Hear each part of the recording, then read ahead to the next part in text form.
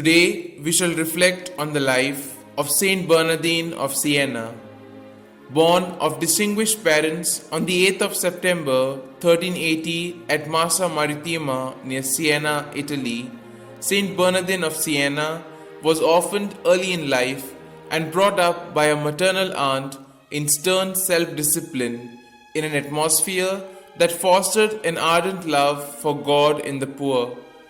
At the age of 17, that is midway through his study of canon and civil law, this apostle of Italy joined the severely ascetical Confraternity of Our Lady, which was attached to the famed hospital of Siena for the relief of the sick and the poor.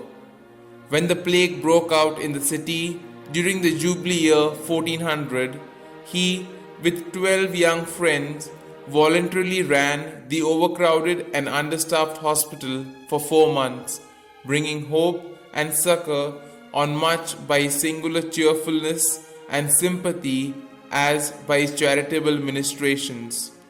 2 years later, he distributed his inheritance among the poor and joined the Franciscan order. After 12 quiet years at the secluded monastery founded by him at Capiriola near Siena, in preparation for the work of significance God had in store for him, in the year 1417, he actually began the incomparable missionary apostolate.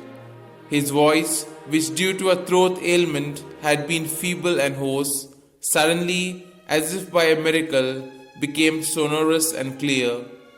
Barely aged 37, he preached so brilliantly that he was soon in demand everywhere.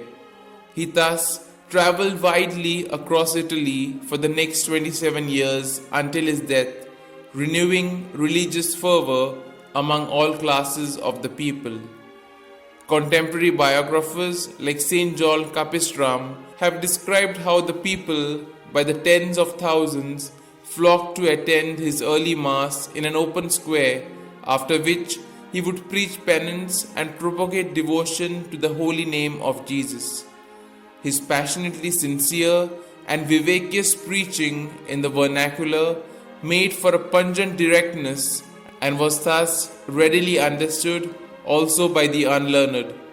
So great came to be his influence that on the one hand, cities embodied his suggestions in their laws under the title of Reforms of Brother Bernardine, and even recalled political exiles and returned their confiscated possessions.